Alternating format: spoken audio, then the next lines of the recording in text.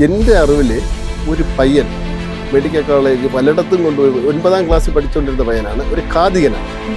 ആ പയ്യൻ്റെ കഴുത്ത് നേരെ ബാക്കിൽ, കൈകാലുകളെല്ലാം തിരിയും.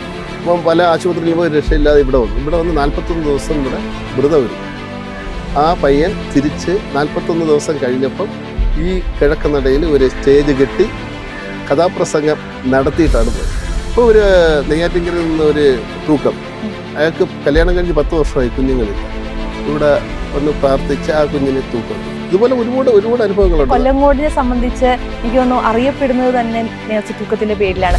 ലോകത്തെ ഏറ്റവും കൂടുതൽ കുഞ്ഞുങ്ങൾക്ക് ഈ തൂക്ക നേർച്ച നടത്തുന്നത് കൊല്ലം. ഇവിടുത്തെ വില്ലിന്റെ ഹൈറ്റ് അനുസരിച്ച് ഇവിടെയാണ് ഏറ്റവും വലിയ തൂക്കം. സന്താനലബ്ധിയാണ് ഏറ്റവും കൂടുതൽ പേർ നേരുന്ന ഒരു. കല്യാണം നടക്കാത്ത സ്ത്രീകളായി ഞാൻ പ്രാർത്ഥിക്കും, എനിക്കിഷ്ടപ്പെട്ട വരനെ അല്ലെങ്കിൽ എനിക്ക് സമയത്തിന് കല്യാണം നടന്നാൽ എനിക്കുണ്ടാകുന്ന കുഞ്ഞിന് തൂക്കം നടത്താം. കല്യാണം കഴിഞ്ഞ് കുഞ്ഞുങ്ങളില്ലാത്ത ദമ്പതികൾ വർഷക്കണക്കിന് ഇങ്ങനെ കാത്തിരിക്കും. അവരും പ്രാർത്ഥിക്കും, എനിക്ക് ഒരു കുഞ്ഞ് ലഭിക്കുകയാണെങ്കിൽ ഞാൻ തൂക്കം നടത്തും. ഇങ്ങനെ പ്രാർത്ഥിച്ച് ഫലപ്രാപ്തി നേടിയതിന് ശേഷമുള്ള നേർച്ചയാണ് ഈ തൂക്കം. നമസ്തേ. ഭദ്രയും രുദ്രയും ഒരുമിച്ച് കുടികൊള്ളുന്ന ക്ഷേത്രം. നേർച്ചത്തൂക്കത്തിന് പ്രസിദ്ധമായ കൊല്ലങ്കോട് ശ്രീ ഭഗവതി ക്ഷേത്രത്തിന്റെ വിശ്വാസങ്ങളും ഐതിഹ്യങ്ങളും ആചാരങ്ങളുമാണ് ഇന്ന് നമ്മൾ അറിയാൻ പോകുന്നത്. നമുക്കൊപ്പമുള്ളത് ദേവസ്വം സെക്രട്ടറി ആയിട്ടുള്ള മോഹൻകുമാറാണ്. നമസ്തേ. നമസ്തേ. ഞാൻ ആദ്യം പറഞ്ഞതുപോലെ ഭദ്രയും രുദ്രയും ഒരുമിച്ച് കുടികൊള്ളുന്ന ക്ഷേത്രം അപൂർവമായ ഒരു ക്ഷേത്രമാണ്. എങ്ങനെയാണ് ഇത്തരത്തിലൊരു പ്രതിഷ്ഠയിലേക്ക് ക്ഷേത്രം എത്തിയത്? ഈ ക്ഷേത്രത്തിൻ്റെ ഉത്ഭവം തന്നെ 500 വർഷങ്ങൾക്ക് മുമ്പ് ശ്രീ പത്മനാഭസ്വാമി ക്ഷേത്ര പ്രതിഷ്ഠ കഴിഞ്ഞ് വില്ലുമംഗലം കന്യാകുമാരിയിലേക്ക് യാത്ര പോവുകയാണ്. സമുദ്രതീരത്തൂടെയാണ്, അന്ന് ഈ റോഡൊന്നും ഉണ്ടാവില്ലല്ലോ. സമുദ്രതീരത്തൂടെ അങ്ങനെ നടന്നു പോകുമ്പോഴേ ഈ ഓരോ സ്ഥലവും തങ്ങുന്ന ഒരു സ്വഭാവമുണ്ട്. എവിടെയാണോ ബ്രാഹ്മണ ഇല്ല ഉണ്ട് അവിടെ തങ്ങും. അന്ന് ഈ കൊല്ലങ്കോട് പുറക്കാൽ വീടെന്ന് പറഞ്ഞൊരു ബ്രാഹ്മണ ഇല്ല ഉണ്ടായിരുന്നു. ഈ ബ്രാഹ്മണ ഇല്ലത്തിൽ അദ്ദേഹം തങ്ങുകയും അവർക്ക് അന്ന് പരദേവത ഇല്ലാത്ത സാഹചര്യത്തിൽ പൂജിക്കാൻ വേണ്ടി അദ്ദേഹത്തിൻ്റെ ഉണ്ടായിരുന്ന സാളഗ്രാമം, പത്മനാഭസ്വാമി ക്ഷേത്രം ഈ സാളഗ്രാമ പ്രതിഷ്ഠയാണല്ലോ, അതിൽ ബാക്കി ഉണ്ടായിരുന്നതിൽ 2 സാളഗ്രാമം ഈ പുറക്കാൽ വീട്ടിൽ പൂജയ്ക്കായി കൊടുത്തു.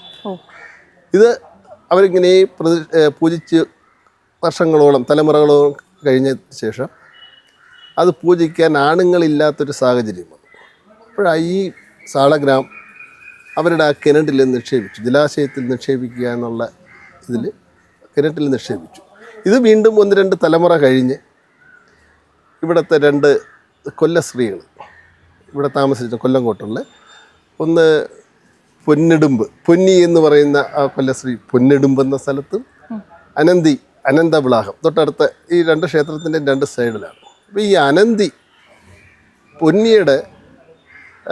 പൊന്നിക്കൊരു മകനുണ്ടായിരുന്നു. ആ മകനുണ്ടാകുന്നതിലും ചില ചരിത്രങ്ങളുണ്ട്. ഒരു അവധൂത സന്യാസി അദ്ദേഹം ഇങ്ങനെ ദേശാടനം പോയിക്കൊണ്ടിരുന്നപ്പോൾ ഒരു ദിവസം ഈ പൊന്നിയുടെ വീട്ടിൽ താമസിക്കേണ്ടി വരികയും അങ്ങനെ അതിലൊരു കുഞ്ഞ് ജനിക്കുകയും അതൊരു ദിവ്യനായ കുഞ്ഞായിരുന്നു. ആ കുഞ്ഞ് ജനിച്ച് ഉടനെ തന്നെ ദിവ്യമായ കാര്യങ്ങളൊക്കെ പറഞ്ഞു തുടങ്ങി. മാതി മാർത്താണ്ഡൻ എന്നാണ് അദ്ദേഹത്തിൻ്റെ പേര്. ആ സമയത്ത് ഈ പൊന്നി പിറക്കാർ കിണറ്റിൽ പോയി വെള്ളം കോരിയപ്പോൾ ഈ സാളഗ്രാമം ആ പാളയിൽ കൂടി മുകളിൽ വന്നു. അപ്പോൾ അവരുദ്ദേശിച്ചത് അത് പാക്കെന്നാണ് ഉദ്ദേശിച്ചത്. ഇപ്പോഴും പലരും അത് പാക്കെന്ന് പറയാറുണ്ട്. അല്ല, സാളഗ്രാമമാണ് വന്നത്. ആ സാളഗ്രാമമാണ് ഈ 2 വിഗ്രഹങ്ങളിലും ഇപ്പം കാണുന്ന 2 മുടി വിഗ്രഹങ്ങളിലും ഭദ്രയും രുദ്രയും എന്ന ഭാവത്തിൽ പ്രതിഷ്ഠിച്ചിട്ടുള്ളത്. നമുക്കറിയാം, മുടിയാണ്, തിരുമുടികളാണ് ക്ഷേത്രത്തിന്റെ ഏറ്റവും വലിയ പ്രത്യേകത. അതും 2 തിരുമുടികളുണ്ട്, ഭദ്രയ്ക്കും രുദ്രയ്ക്കുമായിട്ട്. അതിന്റെ സവിശേഷതകൾ എങ്ങനെയൊക്കെയാണ്? അതിൻ്റെ സവിശേഷതകളെന്ന് പറഞ്ഞാൽ നേരത്തെ പറഞ്ഞല്ലോ, സാധാരണ സാളഗ്രാമം വന്നിട്ട് വൈഷ്ണവമാണ്. ഇവിടുത്തെ ആചാരം വന്നിട്ട് ശൈവം. പൂജ ചെയ്യുന്നതും ശൈവ രീതിയിലാണ്. അന്ന് പഴയകാലത്ത് ബലി ഇങ്ങനെയൊക്കെയുള്ള കർമ്മങ്ങളുണ്ടായിരുന്നു. പക്ഷേ പ്രതിഷ്ഠ വൈഷ്ണവം, സാളഗ്രാമം. അപ്പം ആ സമയത്ത് ഉണ്ടായിരുന്ന ഈ കൊല്ലർ സമുദായത്തിൽപ്പെട്ട ആളുകളാണ് പൂജ. 2 രൗദ്ര രൂപമുള്ള, സാധാരണ ഭദ്രകാളി എപ്പോഴും രൗദ്ര ആണ്. പക്ഷേ ഇവിടെ വന്നിട്ട് രൗദ്രഭാവമാണെങ്കിലും ശാന്തയാണ്. എല്ലാവർക്കും തുണയായിരിക്കുന്ന അല്ലെങ്കിൽ ആവശ്യങ്ങൾ നിറവേറ്റി കൊടുക്കുന്ന ശാന്ത സ്വരൂപിണിയാണ് ഇവിടുത്തെ. നമ്മൾ ക്ഷേത്രത്തെ എടുത്തു നോക്കുമ്പോൾ നമുക്കറിയാം 2 മുടിപ്പുരകളുണ്ട്. പഴയ മുടിപ്പുരയും ഉണ്ട്, പുതിയ മുടിപ്പുരയും ഉണ്ട്. രണ്ടിടത്തും ദേവി ഇരിക്കാറുണ്ട് എന്ന് കേട്ടിട്ടുണ്ട്. അതില് 10 ദിവസം മാത്രമാണ് എനിക്ക് തോന്നുന്നു പുതിയ മുടിപ്പുരയിൽ ഉണ്ടാവുക. അതിനെ കുറിച്ച് കൂടി. ഇത് മൂലക്ഷേത്രം. ഇവിടെ നിന്നാണല്ലോ ഈ സാളഗ്രാമം കിട്ടിയതും ആദ്യമായിട്ട് ഇവിടെ ആലയം ഉണ്ടാക്കി അമ്പലം ഉണ്ടാക്കിയതും പൂജയും. അതിനുശേഷമാണ് തൂക്കം വന്നത്. തൂക്കം വന്നപ്പോൾ അതിനുള്ള സൗകര്യം ആ ക്ഷേത്രത്തിൽ മാത്രമേ ഉണ്ടായുള്ളൂ. അതുകൊണ്ടാണ് അവിടെ അമ്പലം പണിത് അവിടെ തൂക്കത്തിന് വേണ്ടിയും. അതുകൂടാതെ ഒന്നിടവിട്ട് ഒരു വർഷം അവിടെയാണ് 41 ദിവസം ഈ വൃശ്ചിക ചിറപ്പ് അവിടെയാണെങ്കിൽ അടുത്ത വൃശ്ചിക ചിറപ്പ് ഇവിടെ ഒന്നിടവിട്ട് അവിടെ. അതല്ലാതെ അവിടെ പൂജയോ ഒന്നുമില്ല. എങ്ങനെയാണ് കൊല്ലങ്കോടിന്റെ മണ്ണിലേക്ക് ഈ തൂക്കം എന്ന് പറയുന്നത്? നമുക്കറിയാം ഒരുപാട് ക്ഷേത്രങ്ങളിൽ നേർച്ച തൂക്കം നടക്കാറുണ്ട്. പക്ഷെ കൊല്ലങ്കോടിനെ സംബന്ധിച്ച് എനിക്ക് തോന്നുന്നു അറിയപ്പെടുന്നത് തന്നെ നേർച്ച തൂക്കത്തിന്റെ പേരിലാണ്. 1000-1500 കുഞ്ഞുങ്ങളാണ് ഓരോ വർഷവും അമ്മയുടെ മുന്നിൽ നേർച്ച തൂക്കത്തിനായി എത്തുന്നത്. എങ്ങനെയാണ് ഈ ആചാരം തുടങ്ങുന്നത്? തൂക്കം കൊല്ലങ്കോട് മാത്രമായിരുന്നില്ല. പഴയ കാലത്ത് മണ്ടക്കാടും തൂക്കം ഉണ്ടായിരുന്നു. അതൊരു സാഹചര്യത്തിൽ നിർത്തിയതാണ്. കൊല്ലങ്കോട്ട് തൂക്കം പഴയ ചെമ്പ് ഈ ഗ്രന്ഥമുണ്ടല്ലോ, ആയില്യം തിരുനാളിൻ്റെ കാലത്ത് ഒരു ഡിക്ലറേഷൻ ഉണ്ടായിരുന്നു മഹാരാജാവിൻ്റെ. മണ്ടക്കാട് തൂക്കം നടക്കുന്നതിൽ ഒരു അനിഷ്ട സംഭവം ഉണ്ടായപ്പോൾ ആയില്യം തിരുനാളൊരു പ്രഖ്യാപനം നടത്തി. ഇതുപോലൊരു ഉത്സവം കൊല്ലങ്കോട്ട് നടക്കുന്നുണ്ട്, അതിൻ്റെ ഉത്തരവാദിത്വം ആ നടത്തിപ്പുകാർക്കാണ്. ഇവിടുത്തെ ഈ തൂക്കത്തിൻ്റെ പ്രത്യേകത എന്തെന്ന് പറഞ്ഞാൽ ലോകത്തെ ഏറ്റവും കൂടുതൽ കുഞ്ഞുങ്ങൾക്ക് ഈ തൂക്ക നേർച്ച നടത്തുന്നത് കൊല്ലങ്കോട്. ഇവിടുത്തെ വില്ലിൻ്റെ ഹൈറ്റ് അനുസരിച്ചും ഇവിടെയാണ് ഏറ്റവും വലിയ തൂക്കം. 42 അടിയാണ് ഉയരം. 40 അടി. ഇപ്പൊ നമുക്കറിയാം ഈ തൂക്കവില്ലിനെ കുറിച്ച് പറയുമ്പോൾ പൊതുവെ ക്ഷേത്രങ്ങളിൽ നമ്മൾ കാണുന്നത് 2 കുഞ്ഞുങ്ങളെ ഒരേ സമയം തൂക്കുന്ന വില്ലുകളാണ്. പക്ഷേ കൊല്ലങ്കോടിനെ സംബന്ധിച്ച് 4 കുഞ്ഞുങ്ങളെ ഒരേ സമയം തൂക്കാൻ സാധിക്കാറുണ്ട്. എങ്ങനെയാണ് അങ്ങനെ ഒരു വില്ലിലേക്ക് തുടക്കം മുതലേ ഈ 4 കുഞ്ഞുങ്ങൾക്ക് വേണ്ടിയിട്ടുള്ളതായിരുന്നു? 2 വില്ലും 4 കുഞ്ഞുങ്ങളുമാണ്. സന്താനലബ്ധിയാണ് ഏറ്റവും കൂടുതൽ പേർ നേരുന്ന ഒരു ഇവിടത്തെ പ്രധാന വഴിപാടി തൂക്കം. ഈ തൂക്കം കഴിഞ്ഞ വർഷം 1364 തൂക്കം നടന്നു. ഇപ്രാവശ്യം നമ്മളൊരു 1500 തൂക്കം പ്രതീക്ഷിക്കുന്നുണ്ട്. ഈ 1364 തൂക്കവും നടന്ന കുഞ്ഞുങ്ങൾ ഇവിടെ വന്ന് അവരുടെ പേരൻസ് ഒന്നുകിൽ കല്യാണം നടക്കാത്ത സ്ത്രീകളായിരിക്കും. ഞാൻ പ്രാർത്ഥിക്കും, എനിക്കിഷ്ടപ്പെട്ട വരനെ അല്ലെങ്കിൽ എനിക്ക് സമയത്തിന് കല്യാണം നടന്നാൽ എനിക്കുണ്ടാകുന്ന കുഞ്ഞിന് തൂക്കം നടത്താം. കല്യാണം കഴിഞ്ഞ് കുഞ്ഞുങ്ങളില്ലാത്ത ദമ്പതികൾ വർഷക്കണക്കിന് ഇങ്ങനെ കാത്തിരിക്കും. അവരും പ്രാർത്ഥിക്കും, എനിക്ക് ഒരു കുഞ്ഞ് ലഭിക്കുകയാണെങ്കിൽ ഞാൻ തൂക്കം നടത്താം. ഇങ്ങനെ പ്രാർത്ഥിച്ച് ഫലപ്രാപ്തി നേടിയതിന് ശേഷമുള്ള നേർച്ചയാണ് ഈ തൂക്കം. ഇവിടെ നമുക്കറിയാം ഈ നേർച്ച തൂക്കം എന്ന് പറയുമ്പോൾ കുറച്ച് റിസ്ക് ഉള്ള ഒരു കാര്യം കൂടിയാണ്. അപ്പൊ അതിന് അത്രത്തോളം ഉത്തരവാദിത്തങ്ങൾ നമ്മുടെ കയ്യിലുണ്ട്. അപ്പോ ദേവസ്വം സെക്രട്ടറി എന്ന നിലയ്ക്ക് എങ്ങനെയാണ് അതിന്, അതായത് പല ചെറിയ ചെറിയ സംഭവങ്ങളൊക്കെ ഉണ്ടായിട്ടുണ്ട്. അതിനുശേഷം ഇതിന് മാക്സിമം പ്രിക്കോഷൻസ് നമ്മൾ എന്തൊക്കെ ചെയ്യാൻ പറ്റും. ഈ നമ്മുടെ ഈ ആളുകളല്ലേ, അവർക്ക് എപ്പോഴാണ് BP ഇതൊക്കെ വരുന്നു എന്നുള്ളത്. എന്നാൽ അവരുടെ നല്ല മെഡിക്കൽ പരിശോധനയുണ്ട്. നമ്മൾ ഇവരെ നിയോഗിക്കുന്നതിന് മുമ്പ് തന്നെ ടീം ഓഫ് ഡോക്ടേഴ്സ് ഇവരുടെ ആരോഗ്യനില എല്ലാം പരിശോധിച്ചിട്ട് അവർ ഏബിളെന്ന് കണ്ടാൽ മാത്രമേ തൂക്കത്തിന് പെർമിറ്റ് ചെയ്യൂ. അതിനുശേഷവും ചിലപ്പം എന്തെങ്കിലും പ്രശ്നങ്ങൾ വരാൻ സാധ്യതയുണ്ടല്ലോ. അങ്ങനെ വരാതിരിക്കാൻ വേണ്ടി അവിടെ തന്നെ ഡോക്ടേഴ്സിൻ്റെ ക്യാമ്പുണ്ട്. അവരുടെ ആരോഗ്യനില നമ്മളിങ്ങനെ പരിശോധിക്കും. ദിവസവും ഇവർക്ക് രാവിലെ കുളിച്ച് നമസ്കാരം, ഈ നമസ്കാരം സൂര്യ നമസ്കാരമാണ്. ഇവരുടെ കായിക ശേഷി വർദ്ധിപ്പിക്കാൻ വേണ്ടിയാണ് ഈ നമസ്കാരം, അല്ലാതെ ഒരു ചടങ്ങ് അത് കാണുവാൻ വേണ്ടിയല്ല. ദിവസവും ആദ്യം 3 വളയം, ഇത് തീരുമ്പോൾ 21 വളയമാവും ലാസ്റ്റ് ഡേറ്റ്. അപ്പോൾ അത്രയ്ക്കും കായിക ശേഷി, കൈക്കൊക്കെ ബലം വരും. ഇപ്പോൾ കുഞ്ഞിനെ കയ്യിൽ സുരക്ഷിതമായിട്ട് വെച്ചേക്കാൻ പറ്റും. എന്നിരുന്നാലും ഇപ്പോൾ നമ്മളൊരു സേഫ്റ്റി ബെൽറ്റ് കൂടി കുഞ്ഞിന് കൊടുക്കുന്നുണ്ട്. ഇപ്പോൾ ഈ നേർച്ചക്കാരെ തിരഞ്ഞെടുക്കുന്നത് അതെങ്ങനെയാണ്? നേർച്ചക്കാരെ തിരഞ്ഞെടുക്കുന്നതല്ല. ഇപ്പോൾ എനിക്കൊരു നേർച്ചയുണ്ട്, ഞാനിവിടെ വന്ന് രജിസ്റ്റർ ചെയ്യും, തൂക്കക്കാരനെ കണ്ടുപിടിക്കും, കൊടുക്കും. തൂക്കക്കാരെയാണ് നമ്മൾ തിരഞ്ഞെടുക്കുന്നത്. തൂക്കക്കാർ തിരഞ്ഞെടുക്കുന്നത് ഈ പറഞ്ഞതുപോലെ കായിക ശേഷിയും അവൻ്റെ ആരോഗ്യവും മെഡിക്കൽ ഫിറ്റ്നസ് ഒക്കെ ഉണ്ടെങ്കിൽ മാത്രമേ എടുക്കൂ. നമ്മളിവിടെ ഒരുപാട് പേരോട് സംസാരിച്ചപ്പോൾ പറയുകയുണ്ടായി, ക്ഷേത്രത്തിൽ തൂക്കം നടത്താൻ കൂടുതലായി വരുന്നതിൽ മുസ്ലിം വിഭാഗത്തിൽ നിന്നുള്ള ഒരുപാട് പേരുണ്ട്, അല്ലെങ്കിൽ മറ്റു മതസ്ഥരായിട്ടുള്ള ഒരുപാട് പേരുണ്ടെന്ന് കേട്ടിട്ടുണ്ട്. അപ്പോൾ അവരുടെ ഒരു വിശ്വാസം എങ്ങനെയാണ് പ്രകടിപ്പിക്കാറുള്ളതൊക്കെ? അതിൽ പ്രധാനമായിട്ട് എനിക്ക് പറയാം, കൊല്ലങ്കോട് ക്ഷേത്രത്തിനെ സംബന്ധിച്ച് പണ്ട് ക്ഷേത്രപ്രവേശന വിളംബരം വരുന്നതിന് മുമ്പ് തന്നെ എല്ലാ വിഭാഗം ഹിന്ദുക്കൾക്ക് പ്രവേശനമുള്ള ക്ഷേത്രമാണ്. ഇവിടെ ഈ കൊല്ലങ്കോട് തൂക്ക ഉത്സവം എന്ന് പറയുന്നത് വെറും ഹിന്ദുക്കളുടെ ഉത്സവം മാത്രമല്ല, ഈ പ്രദേശത്തിൻ്റെ ഒരു ഉത്സവമാണ്, കൊല്ലങ്കോട്ടിൻ്റെ ഒരു ഉത്സവമാണ്. ഹിന്ദു ആയിരുന്നാലും ശരി, ക്രിസ്ത്യനായിരുന്നാലും ശരി, മുസൽമാനായിരുന്നാലും ശരി, അവരുടെ വീട്ടിലെ ബന്ധുക്കളെല്ലാം വരും, വന്ന് തങ്ങി ഉത്സവം കഴിഞ്ഞിട്ടേ പോകും. ക്രിസ്ത്യൻസ് ഒരുപാട് പേര് തൂക്കം തൂങ്ങാൻ നിൽക്കുന്നുണ്ട്, കുഞ്ഞിന് നേർച്ച നടത്തുന്നുണ്ട്. മുസ്ലിംസ് കുത്തുകുട പിടിച്ച് വരുന്നുണ്ട്, മുസ്ലിംസ് നേർച്ച നടത്തുന്നുണ്ട്. ഒരു 2-3 വർഷം കൊണ്ട് ഒരു മുസ്ലിം അന്നദാനം നടത്തുന്നു. ഏതാണ്ട് 10 വർഷത്തിൻ്റെ 1 ലക്ഷം രൂപയിലേറെ അദ്ദേഹത്തിന് ചിലവ് വരും. അങ്ങനെയും നടക്കുന്നുണ്ട്. അപ്പോൾ ഇവിടെ കൊല്ലങ്കോടിനെ സംബന്ധിച്ച് വെറും ഹിന്ദുസിൻ്റെ ഒരു ഫെസ്റ്റിവൽ അല്ല, ഇതൊരു എല്ലാ മതവിഭാഗക്കാരും ഉൾക്കൊള്ളുന്ന ഒരു ഫെസ്റ്റിവലാണ്.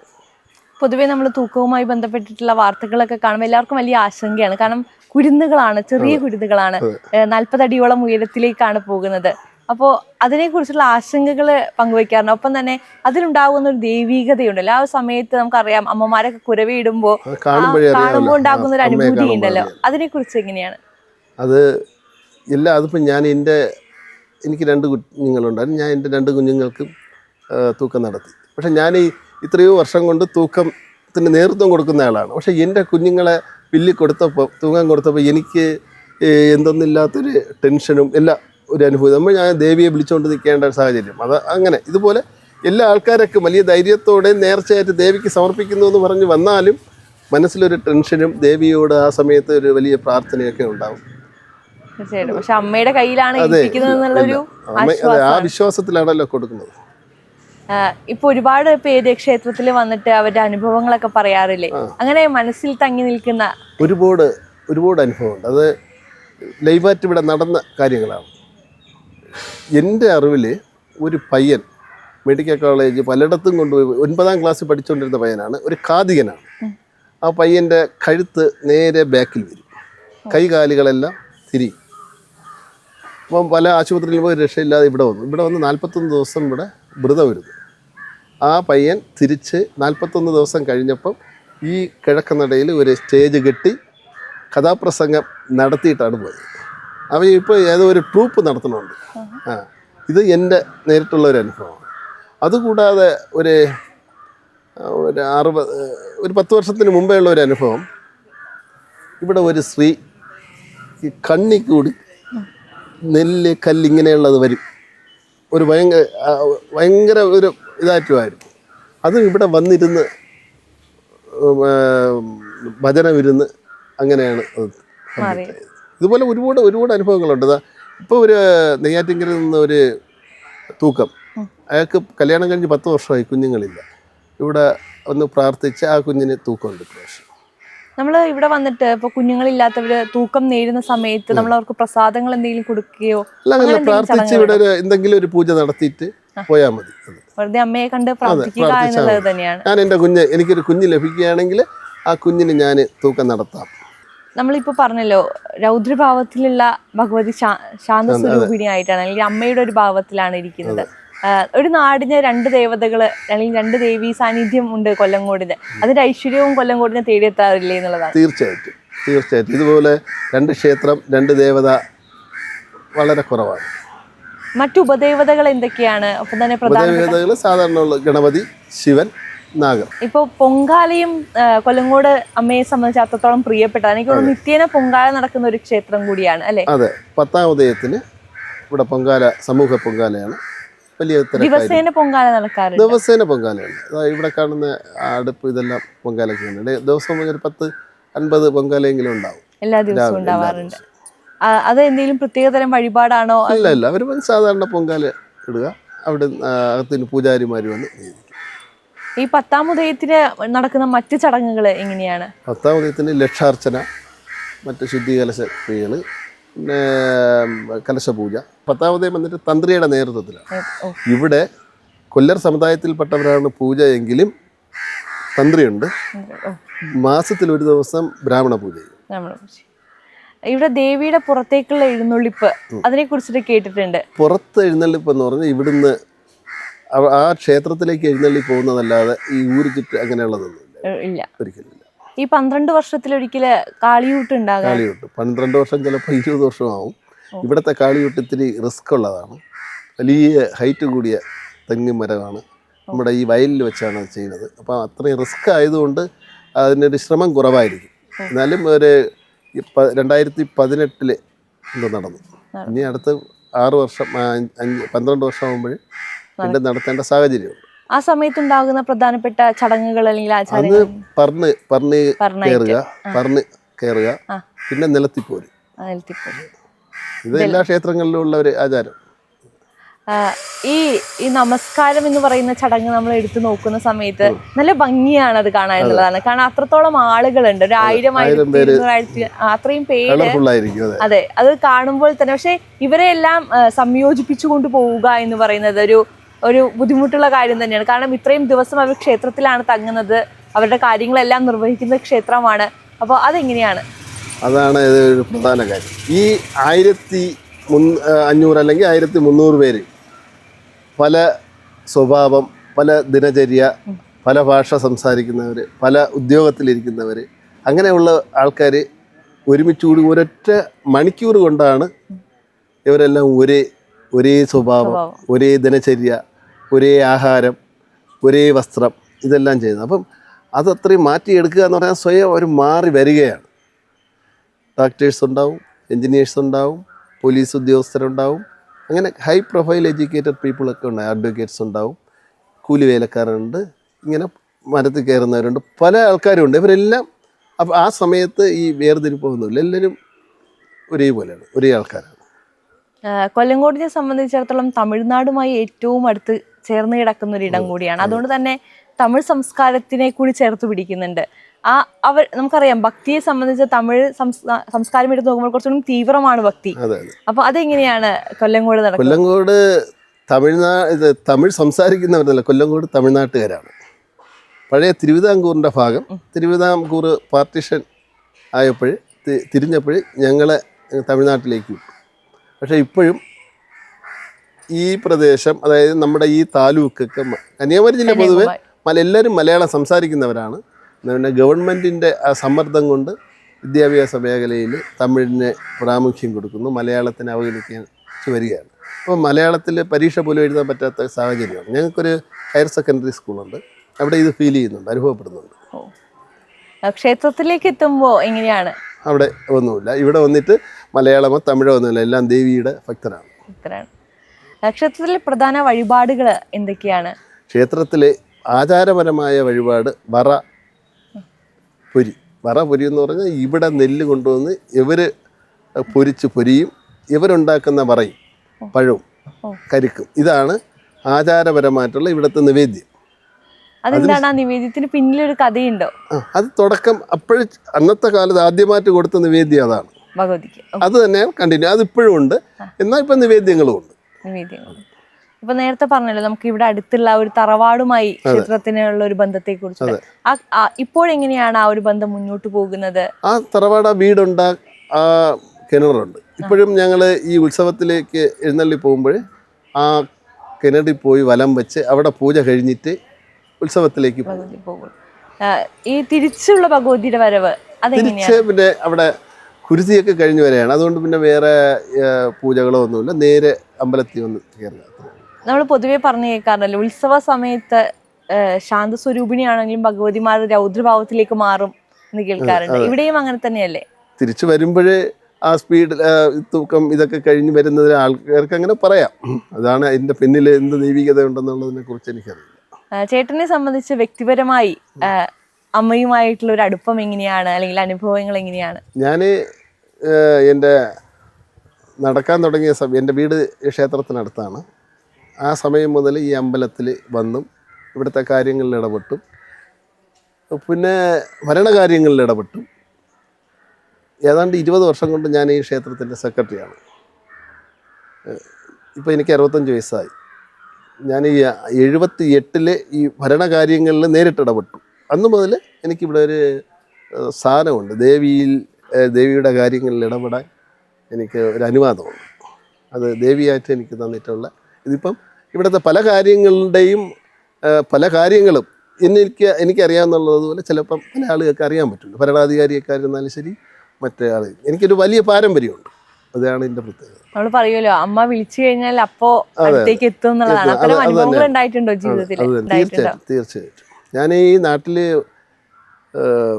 താമസിക്കേണ്ടി വന്നത് തന്നെ ഈ അമ്പലത്തിനെ സേവിക്കാൻ വേണ്ടിയാണോ എന്ന് എനിക്ക് തോന്നിയിട്ടുണ്ട്. അപ്പൊ ഒരുപാട് സന്തോഷം ചേട്ടാ, ഇത്രയും വിവരങ്ങൾ ഞങ്ങളുടെ പ്രേക്ഷകർക്ക് വേണ്ടി പങ്കുവച്ചത്. നമസ്കാരം.